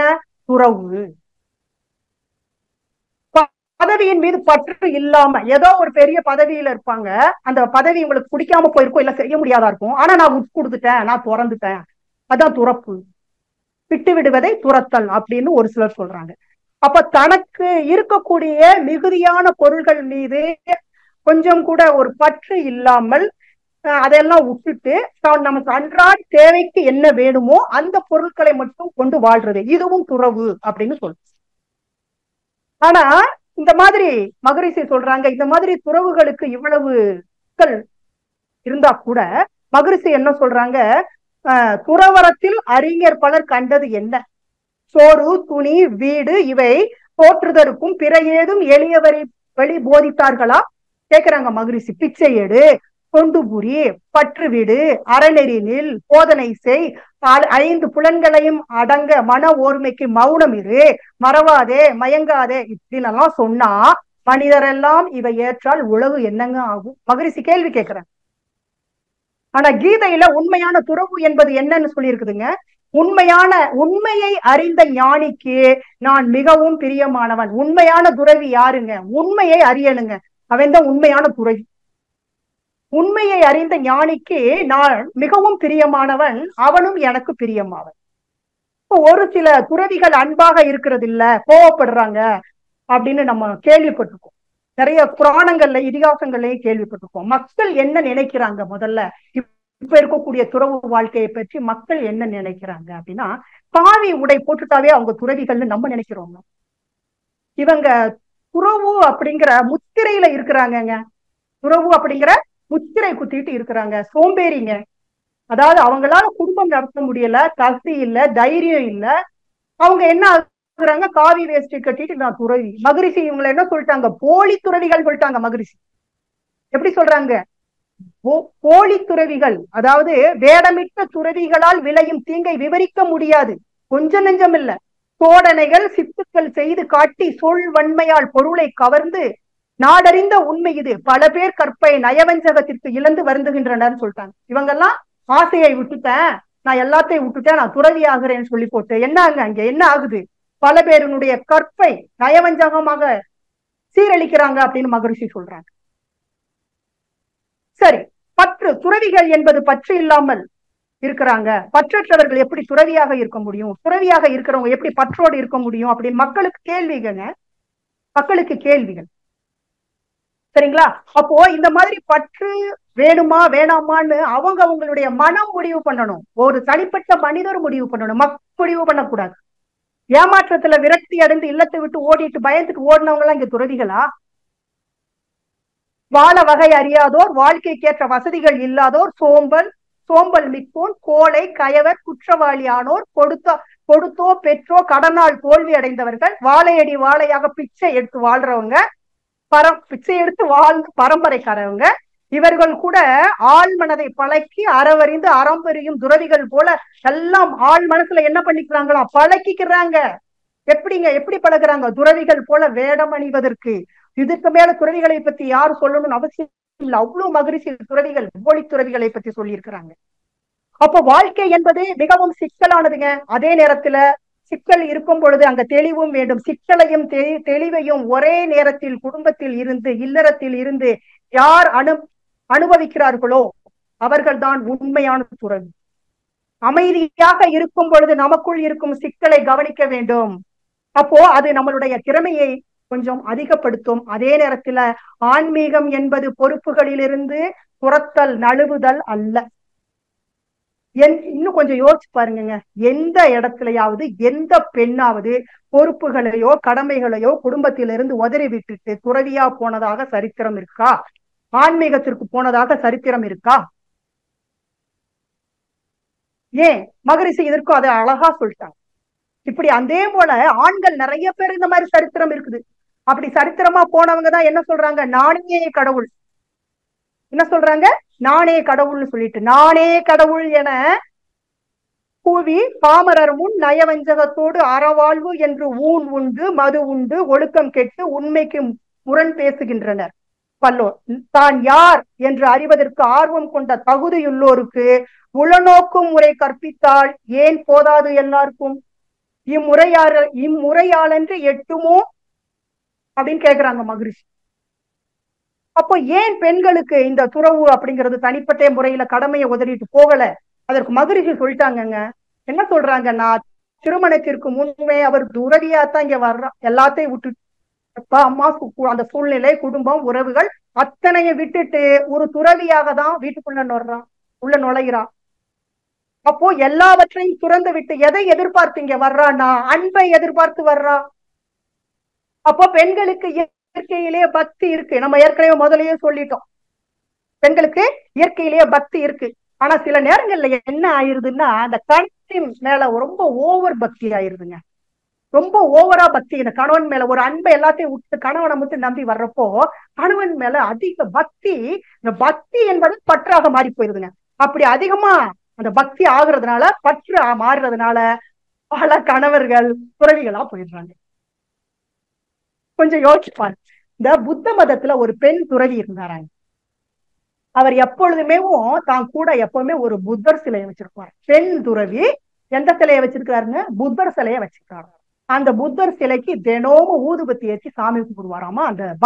அந்த பக்தி ஓவர் பக்தி இல்லையா, அதனால புத்தர் சிலைக்கு என்ன பண்றாரு, அவர் ஊதுபத்தி ஏற்றி சாமி கும்பிடுவாராம்.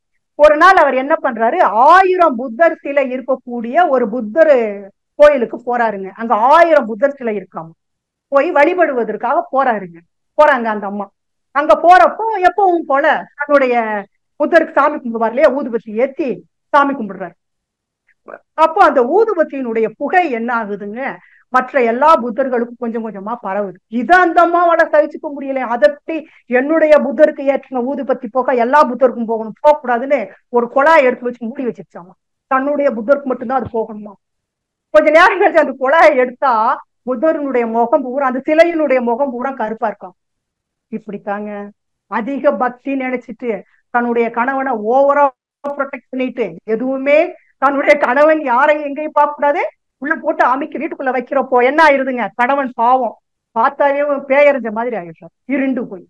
அப்ப இவருக்கு கொஞ்ச நாள்ல என்ன பண்ணிருவாரு, துறவரத்துக்கு போயிடுவாரு. அப்போ துறவரத்துக்கு போறதுக்கு யாரு காரணங்க, நம்ம தான் காரணம், நம்ம போட்டையா போ. ஆனால் ஆண் துறவரத்துக்கு போகணும் அப்படின்னு சொன்னா, நல்லா புரிஞ்சுக்கணும், ஆண் துறவரத்திற்கு போகணும் அப்படின்னு சொன்னா பெண்ணினுடைய அனுமதி கண்டிப்பாக வேணும். அதாவது இன்னும் சொல்ல போனா அந்த காலத்துல பெண்களுமே துறவிகளாக இருந்திருக்கிறாங்க. முன்னாடி காலத்துல ஜனக மகாராஜா நமக்கு தெரியும், அரண்மனையில ஒரு தடவை ஒரு ஆன்மீக விவாதம் நடந்துச்சாங்க. பல சாதுக்கள், ஞானிகள், துறவிகள் எல்லாமே அதுல கலந்து வச்சுக்கிறாங்க. நமக்கு எல்லாருக்கும் தெரியும், ஜனக மகாராஜா தன்னை உணர்ந்தவர், உண்மையை உணர்ந்தவர். அப்போ நம்ம உணர்ந்த மாதிரி உலக மக்கள் எல்லாருமே உண்மையை உணரணும் அப்படிங்கிற ஒரு ஆவல். அதனால உண்மை எது பொய் எது அப்படிங்கிற ஒரு தலைப்புல ஒரு விவாதத்தை கூட்டியிருக்கிறார். நிறைய பேர் இதுல கலந்துருக்கிறாங்க, ஆண்கள், பெண்கள், சாதுக்கள், முனிவர்கள், ஞானிகள் அப்படின்னு கூட்டம் பயங்கரமா இருந்துச்சாங்க. அப்போ விவாதங்கள் சூடு பிடிச்சு போய்கிட்டு இருக்குது. எல்லாரும் ஆரம்பத்துல விவாதத்துல எல்லாரும் கலந்துருக்கிறாங்க, பயங்கரமான விவாதமா போய்கிட்டு இருக்குது. ஒரு கட்டத்துல என்ன ஆகுதுன்னா, நிறைய பேர் வாயை மூடிட்டு கேட்டுட்டு மட்டும்தான் இருக்கிறாங்க. 2 பேர் மட்டும்தான் விவாதம் பண்ணிட்டு இருக்கிறாங்க. இப்ப இந்த 2 பேர் விவாதம் பண்றாங்க. இந்த 2 பேர் எதை பத்தி விவாதம் பண்றதாங்கன்னு யாருக்கு தெரியலையா. அவ்வளவு ஒரு என்ன சொல்றது, மர்மமாக இருக்கு அப்படின்ற மாதிரி சொல்றாங்க. அப்ப அந்த 2 பேர் யாரு அப்படின்னு சொன்னா, யாக்கவல்கியர் அப்படின்னு மைத்ரேயி, இந்த 2 பேர். மற்றவர்கள் எல்லாருமே இவங்க 2 பேரு பண்ற விவாதத்தை கேட்கிறாங்க. கேட்கிறவங்களுக்கு புரியல, இவங்க 2 பேரும் என்னத்தை பத்தி பேசுறாங்க. விவாதம் ஒரு நாள் இல்லைங்க, 1 மணி நேரம் இல்ல, 4 நாள். 4 நாள் யாரும் தூங்கவில்லை, 4 நாள் யாரும் சாப்பிடவில்லையாம். விவாதம் அவ்வளவு சூடா போய்கிட்டு இருக்கும். இந்த யாக்கிய வல்கியர்னு சொல்றோம் இல்லையா, இவர் மிகப்பெரிய ஒரு அரச வாழ்க்கையை துறந்துட்டு வந்தவராமா, கூர்மையான மதி உள்ளவராமா. அப்படிப்பட்டவரு இந்த மைத்ரேயி கேட்ட கேள்விகளுக்கு பதில் சொல்ல முடியலையா. ஒரே பதட்டம், ஒரே கோபம் வந்துருச்சு. இதற்கு மேல நீ ஒரு கேள்வி கேட்டீங்கன்னா உன் உடல் துண்டு துண்டா சதறி போயிருங்க, சாபம் விட்டுற. அப்படி ரொம்ப சூடா போறப்போ நம்மளுடைய ஜனக மகாராஜா உள்ள நுழைகிறார். உள்ள நுழைஞ்சு என்ன சொல்றாருங்க, யார்கிட்ட, யாக்கவல்கியர் கிட்ட என்ன சொல்றாரு, உங்களுக்கு எல்லாமே தெரிஞ்சிருந்தது போல ஒரு தோற்றம் இருந்தாலும் கூடங்க, வாழ்க்கை அனுபவத்துக்குள்ள அடங்கக்கூடிய கேள்விகளுக்கு உங்களால பதில் சொல்ல முடியல, தயவு செய்து ஒத்துக்கங்க, உங்களுடைய குறைகளை தயவு செய்து ஒத்துக்கங்கன்னு சொல்றாரு. அப்படி சொன்ன உடனே, அரசர் சொன்ன உடனே யாக்கவல்கியர் என்ன பண்றாரு, மைத்ரேயி காலில் விழுந்து என்னையும் ஒரு சீடராக ஏத்துக்கங்க அப்படின்னு சொல்றாரு. மைத்ரேயி என்ன சொல்றாங்க, நீங்க சீடராக வேண்டாம், என்னுடைய கணவனாக வந்துருங்கன்னு சொல்றாங்க. ஏன்னா என்னுடைய ஆற்றலுக்கு இணையாக இதுவரைக்கும் நான் எந்த மனிதரையும் பார்த்ததில்லை. என்னுடைய அளவுக்கு இல்லைனாலும் எனக்கு இணையாக ஒருவர் இருக்கிறதுனால நான் உங்களை கணவராக ஏற்றுக்கொள்கிறேன் அப்படின்னு சொல்லி 2 பேரும் திருமணம் செய்து இல்வாழ்க்கை வாழ்ந்ததாக சொல்றாங்க.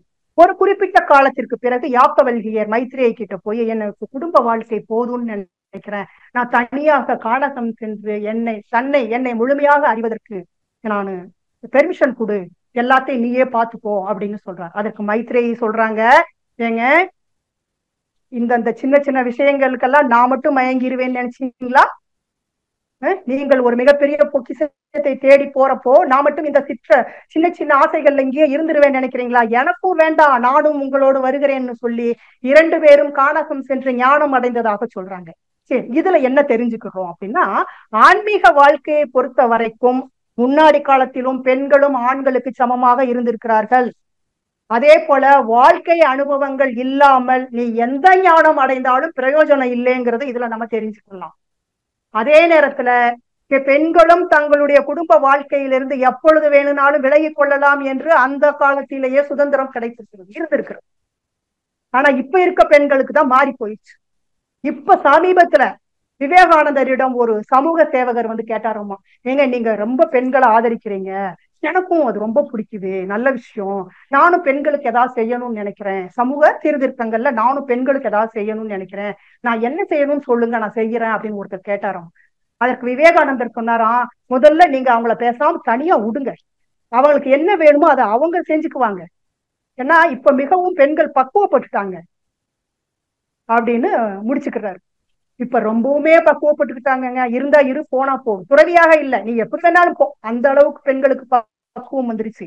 இதுதான் திருமணத்தையும் இல் வாழ்க்கையையும் தகுதியற்றதாக மாற்றிக்கிட்டு இருக்கு. அப்போ இல்லறத்தில் இருந்தாலும் சரி, புறவரத்தில் இருந்தாலும் சரி, இல்லறத்தில் இருந்து நம்ம ஆன்மீகத்திற்கு ஈடுபடுவது என்பது கண்டிப்பாக அனுமதி தேவை. அனுமதி கிடைக்கலாம், கிடைக்காமல் போகலாம், சிலர் போராடிக்கிட்டே இருக்கலாம், நம்ம எல்லாம் பல பேர் இருக்கோம் போராடிக்கிட்டே சரி உள்ள நம்ம என்னதான் தெரிஞ்சுக்கலாம். குடும்பத்துல வந்து நமக்கு வந்து அவ்வளவு உறுதுணையாக இல்லைன்னாலும் கூட எனக்கு பிடிக்குது, நான் நிம்மதியா இருக்கிறேன், எனக்கு மனம் நல்லா இருக்கு, எனக்கு இதனால ஒரு வளர்ச்சி இருக்குது, இதனால உறவுகளோட நல்ல எனக்கு ஒரு இணக்கம் இருக்கு அப்படிங்கிறதை நான் காமிக்கிறப்ப சரி போனப்போ நல்லது, வீட்டுல இருந்து தொல்லை திந்துச்சுன்னு கூட நம்மளை அனுப்பி வைக்கிறாங்க.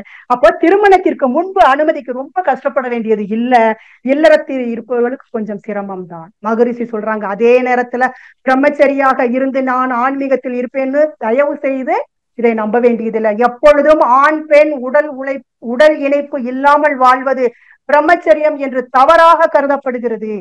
இப்படி வைராகியமாக இருந்தால் ஆன்மீகத்தில் உணர முடியும் என்ற நம்பிக்கை தான்.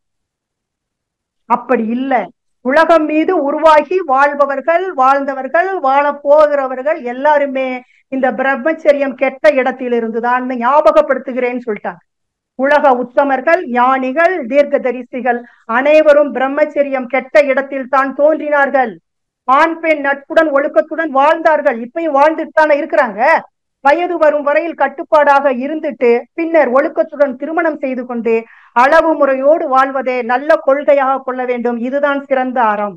உற்ற உலகியலோடு ஒளிய இல்லறம் ஆற்றி பெற்ற அறிவின் உயர்வே பெருந்துறவு, மற்ற வழியை முற்றாத காயதனை மூடி வைத்தே கனி பெற்றது போலாகும். இது சொல்லிட்டாங்க மகரிஷி. அப்போ முறையான துறவு என்பது இல்லறத்தில் இருந்து அறிவில் முழுமைப்படைவதே. சரி, அடுத்த ஒரு டாபிக் நம்ம ஒரு சின்ன ஒண்ணு சப்கெட்டிங், அது கடைசி ஒண்ணு போகணும் இல்லையா, நல்லோர் இயல்புன்னு என்ன சொல்றோம், இல்லற துறவு நல்லோர் இயல்பு. நல்லோர்களுக்கெல்லாம் இது இயல்புன்னு எப்படி சொல்லலாம் அப்படின்னு சொன்னா மகரிஷியே சொல்றாங்க, உடையில் ஒழுக்கம் இருக்கும் நல்லோர்களுக்கு, உள்ளத்தில் கருணை இருக்கும் நல்லோர்களுக்கு, ஓகே, நடையில் கண்ணியம் இருக்கும் நல்லோர்களுக்கு, உதவிடும் உள்ளம், உயர்ந்த நல்ல எண்ணம், இதமான வார்த்தை, உள்ளதை போற்றுதல், இதுதான் நல்லோர் இயல்பு. அப்போ நல்லோர் இயல்பு என்பது கதிரவனை போல, மழை தண்ணீரை போல தன்னலம் கருதாமல் இருக்கும். எப்பொழுது தன்னலம் கருதாமல் அன்பும் கருணையும் இருக்குதோ அதுதான துறவு.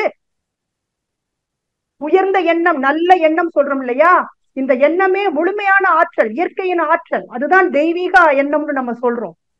ஓகேயா? அப்போ இந்த மாதிரி நல்லோர் என்ன செய்வாங்களாம், நன்மை பிறர் கழித்து நட்டத்தை தான் ஏற்று இன்பம் அடைவார்கள், ஈசன் நிலை அடைந்தவர்கள். இவர்கள்லாம் ஈசன் நிலையை அடைந்தவர்கள்பா. பொதுநலம் கருதி பொதுநலத்தோடு அன்போடு கருணையோடு இருப்பவர்கள், எல்லாருக்குள்ளேயும் இறைவன் இருக்கிறான் என்று உணர்ந்தவர்கள், எல்லோருக்குள்ளும் ஈசனை உணர்ந்தவர்கள். இவங்கள் என்ன பண்ணுவாங்களாம், நன்மையை பிறர் கழித்து நட்டத்தை தான் ஏற்பார்களாம். வன்மை வழக்குடையோர் வருந்திடனும் அருள் கூர்ந்து மென்மொழியால் அவர்களுக்கும் மிக அன்பாய் பதில் சொல்வார்கள். அதுதான் இன்முகம் சொல்றோம், இதமான வார்த்தை. உதவிடும் உள்ளம் யாருக்கு இருக்குங்க, கருணை உள்ளவர்களுக்கு தாங்க உதவிடும் உள்ளம் இருக்கும். உதவிடும் உள்ளம் என்பது நமக்கு நம்மளுடைய குருமகானின் வரலாறு ஞாபகத்துக்கு காந்தி படத்துல இருக்கிறதாக சொல்றாங்க. அதாவது மாட்டு வண்டியில போனா கூட எருதுகளை தட்டி கொடுத்து வலிக்கிறதா கண்ணுகளான்னு கேட்பாராம். பசியால் வாடுபவர்களை எல்லாம் பார்த்து பார்த்து பசியார வேணும்னு துடிப்பாராம். கருணையின் மூலமே தெய்வீகத்தை அறிய முடியும்னு உணர்த்தியவர் நமக்கு. அப்போ கருணை என்பது எதனால கொடுக்க முடியும்? கண்களால கொடுக்கலாம், கைகளால கொடுக்கலாம், வார்த்தையால கொடுக்கலாம், மனதால கொடுக்கலாம். ஆனால் ஒருவருடைய கருணை என்பது பக்கத்தில் இருப்பவர்களையும் இறக்கப்பட வச்சிடணுமா, அந்த மாதிரி இருக்கணும் கருணை. வாடிய பயிரை கண்டபோதெல்லாம் வாடினேன்.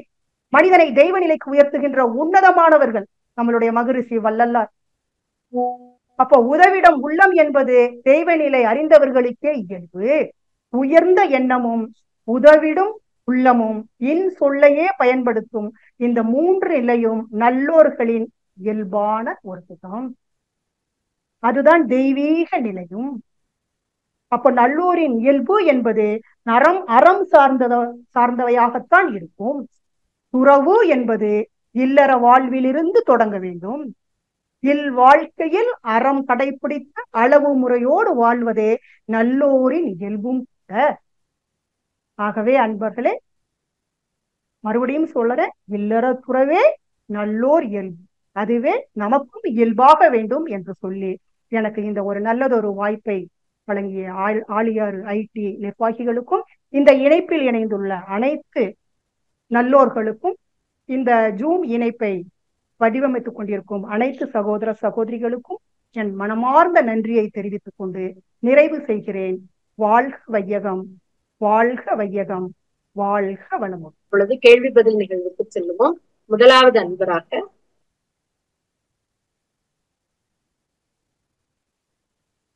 மாதேஸ்வரன் ஐயா, வாழ்க வளமுடன் ஐயா. மைக்கு அன்மியூட் பண்ணிட்டு அம்மா கிட்ட பேசுங்க. மாதேஸ்வரன் ஐயா, வாழ்க வளமுடன்.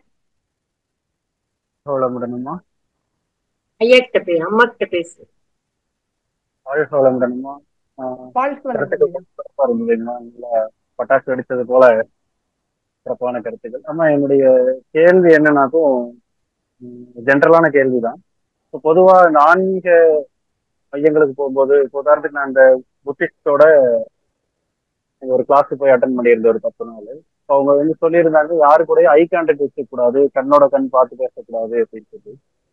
அது மாதிரி மகரிஷி கூட ஒரு அவங்க இருக்கையிலேயே ஒரு 4 மாசம் டிப்ளமோ கிளாஸ் எடுக்கல அந்த கணேசன் ஐயா ஒரு ஸ்பீச்ல அவங்கன்னு சொல்லியிருந்தாங்க, கண்ணோட கண் யாரையும் பார்க்கக்கூடாது, பேசக்கூடாது அப்படின்னு சொல்லி. அது ஆன்மீக பயிற்சி எடுக்கும் போது மட்டும்தானேமா, இல்ல என்ன காரணத்துக்காக அது கண்ணோட கண் பார்த்து பேசக்கூடாது, யாருடைய கண்ணையும் பார்க்கக்கூடாது? எனக்கு வந்து இத பத்தி அவ்வளவா தெரியல. ஆனா எனக்கு என்ன புரியுது அப்படின்னா, கண்கள் மூலமாக தான் அதிக நமக்கு காந்த சக்தி அப்படிங்கிறது அதிகமா செலவு ஆகிறது. அதே நேரத்துல நம்மளுடைய எண்ணங்கள் இல்லையா, நெகட்டிவ் எண்ணங்களும் அதிகமாக நம்ம கண் பார்வையில தான் வெளியே வருது. அதனால அவங்க அப்படி சொல்லியிருக்கலாமோ, ஆன்மீகத்துல இருக்கிறவங்களுக்கு அந்த எதிர்மறையான தாக்கம் இருக்கக்கூடாதுங்கிறதுக்காக சொல்லியிருக்கலாமா என்னன்னு எனக்கு தெரியல. அதை பத்தி வேற எதுக்கும் தெரியணும்னா நல்ல அனுபவம் வாய்ந்தவங்க கிட்ட கேட்டுக்கலாங்க. வாழ்க வளமுடன். நன்றி. நன்றி. நன்றி ஐயா, வாழ்க வளமுடன். ஐயாவை தொடர்ந்து வள்ளி நாயகி முத்துக்குமார் அம்மா, வாழ்க வளமுடன் அம்மா. மைக்கு அன்மியூட் பண்ணிட்டு அம்மா கிட்ட பேசலாம். வாழ்க வளமுடன். மைக்க ஒரு முறை டச் பண்ணுங்கம்மா.